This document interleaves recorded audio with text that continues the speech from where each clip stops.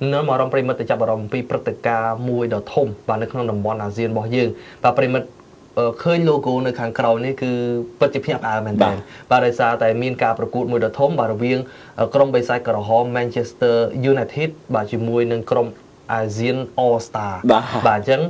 ការប្រកួតបែបជា tournament ឬក៏ជាការប្រកួតមួយដែលមានការអញ្ជើញពីថាដឹកនាំរបស់ប្រទេសដើម្បីឲ្យជាការប្រកួតមួយបាទដកស្រង់បច្ចេកទេសរបស់ពិសោធន៍ជាពិសេសបាទប្រិមិត្តជ្រាបហើយអំពីគេហៅថាគេឈ្មោះកិត្តិនាមដ៏ល្បីល្បាញរបស់ក្លឹបបាទ Manchester United បាទហើយការប្រកួតនោះបាទនឹងត្រូវបាទជួបជាមួយនឹងក្រុម ASEAN All Star បាទ ASEAN នេះគឺមានន័យថាប្រទេសទាំង10បាទនៅក្នុងតំបន់ ASEAN ឥឡូវត្រៀមមកប្រទេសទៀតហើយបាទ11ណាបាទទី1បាទអញ្ចឹងយើងឃើញហ្នឹងសម្រាប់ប្រទេសដែលនៅក្នុងជាសមាជិក ASEAN ហ្នឹងបាទក៏មានការប្រមូលផ្ដុំគ្នាជាកីឡាករដែលល្បីប្រចាំប្រទេសនីមួយហ្នឹងនឹងត្រូវប្រមូលផ្ដុំគ្នាបើកើតជាក្រុម ASEAN All Star នៅប្រកួតតទល់ជាមួយនឹងបេសាយក្រហម Manchester United ហើយការប្រកាសហ្នឹងក៏បានប្រកាសរួចទៅហើយបាទប្រិមិត្តគឺបាទបេសាយក្រហម Manchester United នឹងមកប្រកួតបាទជាមួយនឹង ASEAN All Star បាទនៅថ្ងៃទី28ខែឧសភានៅប្រទេសម៉ាឡេស៊ីបាទយើងឃើញព្រឹត្តិការណ៍នេះគឺម៉ាឡេស៊ីគឺជាអ្នករៀបចំបាទហើយបាទក្រុមបេសាយក្រហម Manchester United នេះបាទក៏ប្រកួតជាមួយនឹង ASEAN All Star ហ្នឹងគឺការប្រកួតមិត្តភាពបាទការប្រកួតមិត្តភាពនៅពហុកីឡដ្ឋានជាតិបាទ Bukit បាទJalil បាទនៅថ្ងៃទី28ឧសភា2025ខាងមុខនេះឯងបាទហើយនេះឯងគឺជាមានន័យថាផ្នែកនៃដំណើរកំសាន្តក្រោយពីចប់រដូវកាលរបស់បេសាយក្រហម Manchester United អញ្ចឹងការប្រកួតនៅលីកកម្ពុជារបស់អង់គ្លេស English Premier League ក៏បញ្ចប់ទៅគឺមានការប្រកួតបែប tournament បាទតាមបណ្ដាប្រទេសមួយឥឡូវនេះគឺបេសាយក្រហម Manchester United គេមកប្រកួតជាមួយ ASEAN All Star មិនត្រឹមតែប៉ុណ្ណោះគឺក៏គេឈប់សម្រាកនៅប្រទេសហុងកុងដែរបាទអញ្ចឹងយើងអាសាឃើញមានបណ្ដាក្លឹបធំណាបាទដែលមកនៅក្នុងតំបន់អាស៊ីអាគ្នេយ៍របស់យើងបាទជាការផ្សព្វផ្សាយអំពីក្លឹបរបស់ផងហើយក៏មានឱកាសនៅក្នុងការប្រកួតមិត្តភាពនានាបាទខ្ញុំគិតថាការចូលរួមប្រកួតនេះសកាគឺអាចថាជាការទាញយកនៅចំណាប់អារម្មណ៍ដូចជាប្រជាប្រិយភាពពីអ្នកគ្រប់គ្រងវិញបាទជាការប៉ះប៉ូវសការជឿណាព្រោះដោយសារតែយើងឃើញនៅពេលបច្ចុប្បន្ន Man U ស្ថិតនៅក្នុងចំណាត់ថ្នាក់លេខ13 14ទៅហើយនៅតារាង English Premier League ហើយក៏យើងកម្រឃើញណាក្លឹបចាស់ភាសាដែលមានប្រវត្តិជាង100ឆ្នាំបែបនេះធ្លាក់មកដល់កម្រិតនេះណាបាទធ្លាក់មកដល់កម្រិតណាអញ្ចឹងការធ្វើបែបនេះវាអាចជាការ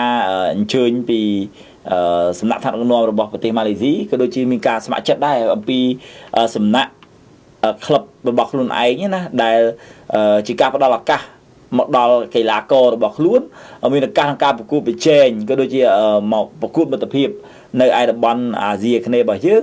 ឲ្យប្រជាជាតិនៅក្នុងតំបន់អាស៊ីអាគ្នេយ៍ក៏បានស្គាល់ក៏បានឃើញហើយជាពិសេសបានជួបជាមួយនឹង idol superstar របស់គេហើយមួយវិញទៀតក៏ជាការសាបព្រោះនៃកិត្តិនាមបន្ថែមទៀតដែរព្រោះដោយសារតែឥឡូវយើងឧទាហរណ៍ណានៅចំនួនឆ្នាំ90ជាង2000ស្ដើងអីហ្នឹងក្រុមឆ្នាំ2010ឬ2010អីហ្នឹងវ័យសកាវ័យខ្ញុំនេះបាទគឺអ៊ំពូគាត់ស្គាល់ហើយបាទតាក៏ស្គាល់ហើយប៉ុន្តែបើ Manchester United នៅក្នុងរជ្ជកាលឆ្នាំ2020ឡើងទៅបើនិយាយពីបងប្អូនយុវជនជំនាន់ក្រោយគាត់មិនសូវចាប់អារម្មណ៍ទេបាទគាត់អាចនឹងគិតថាជាក្រុមមួយដ៏ធម្មតាសាមញ្ញណាព្រោះស្អីអត់មានក្រងជើងឯកEnglish Premier League យូរឆ្នាំហើយឧទាហរណ៍ពេលគាត់ធំមកគាត់ឃើញមែនយូរអត់ដែលលើកពានផងឧទាហរណ៍ Champions League ក៏អត់សូវបានលេងទៅ Europa League មួយរយៈកាលចុងក្រោយមកដល់ឥឡូវនេះចំណាប់ថា13 14អញ្ចឹងក្លឹបដែលគាត់ចាប់អារម្មណ៍អាចទៅជាក្លឹប Spurs Liverpool Arsenal អីជាដើមនឹងតៅ Chelsea អញ្ចឹងទៅបាទអញ្ចឹងដូចខ្ញុំជំរាបជូននឹងការមកដំណើរកំសាន្តប្រកួតនៅឯក្នុងតំបន់អាស៊ានរបស់យើងនេះគឺជាការទី1មកប៉ះប៉ូវមកទាញយកកិត្តិនាមណាកន្លងតែខ្លួនឯងខ្លាប់ជាក្រុមល្បីល្បាញឲ្យអ៊ំពូបងយាយមីងឬក៏ជំនាន់យើងនេះបានដឹងបានឃើញអស់ចិត្តដែរអញ្ចឹងណាតែក្លឹបដែលយើងគ្រប់គ្រងមកយូរឆ្នាំហើយមួយវិញទៀតក៏អាចជាការទាញចំណាប់អារម្មណ៍សម្រាប់យុវជនជំនាន់ក្រោយដែលគាត់វ័យទៅ4 5ឆ្នាំ6 7ឆ្នាំនេះគាត់បានស្គាល់មែនយូរបន្ថែមទៀតហ្នឹងកាលណាតែគាត់ស្គាល់គាត់បានជួបគាត់ឃើញ idol គាត់លេងល្អឧទាហរណ៍កីឡាករណាមួយនៅក្នុងក្រុម Man U លេចធ្លោយទៅគាត់អាចនឹង remember គាត់អាចនឹងចាំគាត់អាចទៅ ប្រាប់គ្នាគាត់តទេធ្វើម៉េចឲ្យមានការចាប់អារម្មណ៍ជាមួយនឹង Man U នេះអាចថាជាការធ្វើទីផ្សាររបស់ក្លឹបដែរសកាហើយនៅមួយវិញទៀតដោយសារតែក្លឹបខ្ញុំគិតថាឆ្នាំនេះប្រហែលជាមិនមានពានប្រកួតសម្រាប់ពានធំៗនៅឯតំបន់អឺរ៉ុបទេដូចជា Europa ដូច UEFA Champions League គុំថាតែឡើយ Conference League ណាបាទអញ្ចឹងក៏អាចនឹងមិនមានឱកាសដែរអញ្ចឹងអាចថាមកម្លងពេលនេះផ្សព្វផ្សាយផងធ្វើទីផ្សារផងហើយជាមួយឆ្នាំក្រោយតើតើ Man U យ៉ាងម៉េចហើយម្លងពេលដែលរដូវកាលត្រូវបានបញ្ចប់ផងបាទតែតើតងជាមួយនឹងក្រុមបិសាចក្រហម Manchester United នាពេលបច្ចុប្បន្ននេះបាទប្រិមិត្តបានជ្រាបពីស្ថានភាពរបស់ក្លឹបក៏មិនសូវបានល្អទេក៏ប៉ុន្តែដោយដែលបងវិទ្យលើកឡើងអំពីគេឈ្មោះបាទគេទនាមរបស់ក្លឹបចឹងបាទអ្នកមុនអ្នកចំនួនមុនពូអ៊ំអីគឺគាត់តែសុទ្ធតែស្គាល់ហើយទៅសើបាទស្រឡាញ់បាទចូលចិត្តណាបាទគឺបិសាចក្រហមបាទចូលចិត្តណាដល់មកដល់ពេលបច្ចុប្បន្ននេះមានន័យថាបាទបិសាចក្រហមគេទនាមនៅតែមានបាទអ្នកដែលស្រឡាញ់អ្នកចូលចិត្តគឺអ្នកសិក្សាពីប្រវត្តិរបស់ក្លឹបអីហ្នឹងគឺគឺឃើញថាក្លឹបដ៏ធំមានប្រវត្តិនៅក្នុងការឈ្នះពានរង្វាន់ UEFA Champions League របស់អឺរ៉ុបពានធំច្រើនបាទអញ្ចឹងនេះពេលបច្ចុប្បន្ននេះយើងឃើញហើយមានបិសាចក្រហមអាចនឹងបាទមកប្រកួតបាទនៅ Asian All Star របស់យើងហើយអ្វីដែលយើងចាប់អារម្មណ៍បាទតើតើជាមួយនឹងគ្រូបង្វឹកអាចនឹងដឹកនាំក្រុម Asian All Star នេះគឺអាចនឹងមានវត្តមានលោកបាទស៊ីនតេយ៉ុងបាទប្រិមិត្តធ្លាប់ជ្រាបហើយលោកស៊ីនតេយ៉ុងនេះគឺគាត់គឺជាអតីតបាទគ្រូបង្វឹករបស់បាទឥណ្ឌូនេស៊ីបាទដែលនាំមកឥណ្ឌូនេស៊ីទៅវគ្គជ្រៅនោះបាទឥឡូវនេះគឺលោកស៊ីនតេយ៉ុងនោះគឺអាចនឹងមានវត្តមានខ្លាចជាគ្រូបង្វឹកដឹកនាំក្រុម Asian All Star នេះឯងបាទអញ្ចឹងយើងឃើញហើយសម្រាប់លោកស៊ីនតេយ៉ុងអាចខ្ញុំគិតថាជាបេក្ខភាពមួយដ៏ស័ក្តិសមហើយពីព្រោះបើគ្រូដែលដឹកនាំបើក្រុមជម្រើសជាតិណាដែលយើងគួរឲ្យចាប់អារម្មណ៍ជាងគេមានតែលោកទេពីព្រោះនៅក្នុងតំបន់អាស៊ានមានអ្នកណាដែលអាចនាំឲ្យប្រទេសរបស់ខ្លួនបើដូចជាក្រុមជម្រើសជាតិនៃតំបន់អាស៊ានរបស់យើងឡើងទៅកាន់វគ្គការជំរុះបន្តជាមួយនឹងពានរង្វាន់ World Cup នោះបាទមានតែលោកស៊ីនតេយ៉ុងនេះទេបាទតែសកម្មមួយទៀតអាចដែរក្នុងករណីថាចេះគេផ្ដល់អភ័យឯកសិទ្ធិឬក៏ឲ្យឱកាសទៅដល់គេថាប្រទេសដែលអញ្ជើញមកដូចជាគ្រូបង្វឹករបស់ម៉ាឡេស៊ីអញ្ចឹងណាបាទក៏អាចនៅក្នុងការពិចារណាដែរប៉ុន្តែឥឡូវនេះបើជាផ្លូវការគឺលោកតេយ៉ុងហើយបាទគឺលោកស៊ីនតេយ៉ុងដែលជាគ្រូបង្វឹករបស់ឥណ្ឌូនេស៊ីហ្នឹងគាត់អាចមានភាគរយនៅឱកាសខ្ពស់នៅក្នុងការដឹកនាំណាបាទដោយសារតែគេថាភាពជោគជ័យមករយៈកាលចុងក្រោយរបស់គាត់បាទមែនតើទៅបាទប្រិមិត្តអាចថាបើនិយាយពី Asian All Star យើងគិតថាអាចជារឿងថ្មីប៉ុន្តែជាក់ស្ដែង Asian All Star នេះក៏ធ្លាប់មានដែរក៏ធ្លាប់បានបង្កើតឡើងដែរតែនៅក្នុងឆ្នាំ2014បែបនេះគឺដើម្បីការប្រកួតមិត្តភាពកាលនោះគឺជាមួយនឹងក្រុមបាទឥណ្ឌូនេស៊ីទេនៅក្នុងកម្មវិធីការរែងគៀថវិកាសម្បត្តិធម៌ជួយដល់ជនរងគ្រោះដោយសារខ្យល់ព្យុះបាទហើយពេលនោះក៏មានវត្តមានកីឡាករជម្រើសជាតិវៀតណាមបាទលីកុងវិញកីឡាករមួយចំនួនទៀតបាទចូលរួមនៅក្នុងព្រឹត្តិការណ៍នឹងដែរអញ្ចឹង Asian All Star លើកនេះមកប្រកួតនេះគឺមានការរៀបចំព្រឹត្តិការណ៍ធំតែម្ដងដោយសារតែមានការអញ្ជើញក្រុមបិសាចក្រហម Manchester United បាទអញ្ចឹងអាចជាឱកាសបាទប្រិមិត្តបើសិនជានិយាយពីតំបន់អាស៊ានដល់ប្រិមិត្តអាចចោទជាសំណួរសួរថាតើក្រុមជម្រើសជាតិឬក៏កីឡាករតំណាងឲ្យក្រុមជម្រើសជាតិកម្ពុជារបស់យើងអាចនឹងមានវត្តមានដែរឬទេបាទសម្រាប់ព័ត៌មានជាក់លាក់ពីការប្រកាសពីសមាជិកយើងអត់ទាន់បានទទួលនៅឡើយទេក៏ប៉ុន្តែក្នុងប្រទេសសមាជិកអាស៊ាននឹងអាចនឹងមានបាទអាចនឹងមានមិនអត់ទេកម្ពុជារបស់យើងអាចទំនងថានឹងមានកីឡាកររូបណាដែលត្រូវបានអញ្ជើញបាទទៅចូលរួមជាមួយនឹងក្រុម Asian All Star នេះបាទតាមការស្រាវជ្រាវនឹងព័ត៌មានមួយចំនួនក៏មាន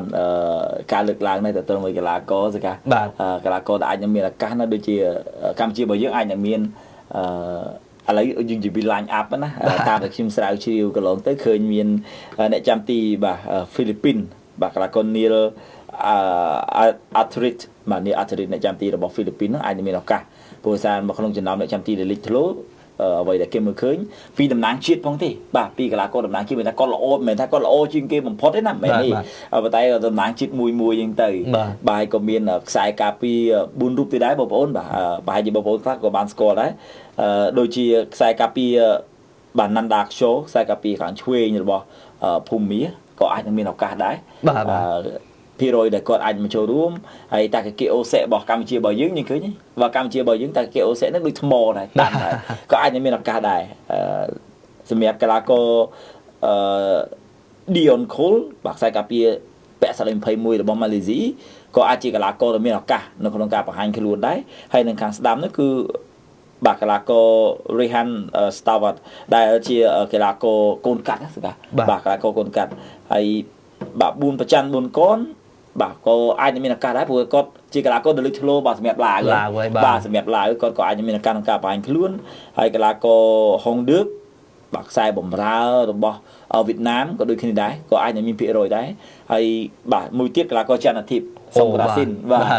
ខ្ញុំគិតថាมันអត់ទេបាទសម្រាប់ថៃបាទមេស៊ីជេណាព្រោះបបពិសោធន៍ច្រើនណាស់បាទទៅលេងនៅជប៉ុនផងហើយនឹងកីឡាករស៊ីងចន្ទធារបស់កម្ពុជារបស់យើងអាចថាជាកីឡាករវ័យក្មេងហើយក៏ជាកីឡាករលេចធ្លោដែរខ្ញុំស្ដាយដែរណាបើសិនបើចំនួននេះចាំវឌ្ឍនាការគាត់រះហើយគាត់ល្អដូចឆ្នាំ2015 16ចាំវឌ្ឍនាការនឹងមានឱកាសដូចនេះដែរបាទហើយនឹងកីឡាករខ្សែប្រយុទ្ធកណ្ដាលបងប្អូន Ferdinand របស់ឥណ្ឌូនេស៊ីបាទប្រហែលជាឆាប់ហើយបាទកីឡាករនេះសុទ្ធដូចព្យុះចឹងបាទសម្រាប់កីឡាករដ៏មុតស្រួចហើយនឹងចុងក្រោយមួយរូបទៀតគឺកីឡាករ Pablo Gali របស់Timor បាទ Timor Leste បាទអញ្ចឹងក៏មានអាចមានកីឡាករផ្សេងៗដែរដូចជាក់ស្ដែងឆ្នាំ2014កន្លងទៅតាមដែលខ្ញុំចាំកីឡាកររបស់វៀតណាមមានឱកាសចូលរួម3រូបឯណាបាទមានការកោះហៅណា3រូបទៅចូលរួមប្រកួតបាទសម្រាប់ការប្រកួតAll Star ពីមុនមកណាបាទ2014ជាមួយនឹងឥណ្ឌូនេស៊ីទេបាទប៉ុន្តែកន្លងទៅមុន2014ទេតាមចាំអធិស្ឋានបងប្អូនដែរអត់ចាំឆ្នាំនេះប៉ុន្តែកាលនោះមានបណ្ដាព័ត៌មានរបស់វៀតណាមមកលើកឡើងមានកីឡាករ3រូបដែរដែលធ្លាប់បានកោះហៅបាទអញ្ចឹងក៏យើងសង្ឃឹមដែរបើតាម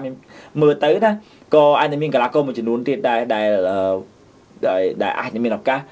បើសម្រាប់កម្ពុជារបស់យើងនិយាយទៅកម្ពុជារបស់យើងចោះដូចជាកីឡាករយូដៃណាបាទយូដៃក៏គួរដែរបាទក៏ជាកីឡាករដែលលេចធ្លោដែរកីឡាករ Nick Taylor ណាបាទNick Taylor ហើយស្ដាយបាទ Neto ក៏ទៅជាប់បាទលេងបានប្រហែលប្រកួតទាំងការបង្ហាញខ្លួនរបស់គាត់នោះក៏ប្រហែលជាបើសិនបើគ្រូលោកស៊ីនឌីយ៉ុងបានឃើញគិតតែល្អប្រហែលជាអាចនឹងហៅទៅដែរបាទអញ្ចឹងប៉ុន្តែខ្ញុំប្រកាសថាមិនហៅច្រើនពេកទេព្រោះថាមកប្រទេសហ្នឹងអាចហៅ2ទៅ3នាក់មានការកោះហៅទៅទេបាទអញ្ចឹងតាមខ្ញុំគិតស៊ីងចន្ទធាហើយនឹងតាកេកេអូសេអាចមានឱកាសខ្ពស់បាទនៅក្នុងការចូលរួមបាទ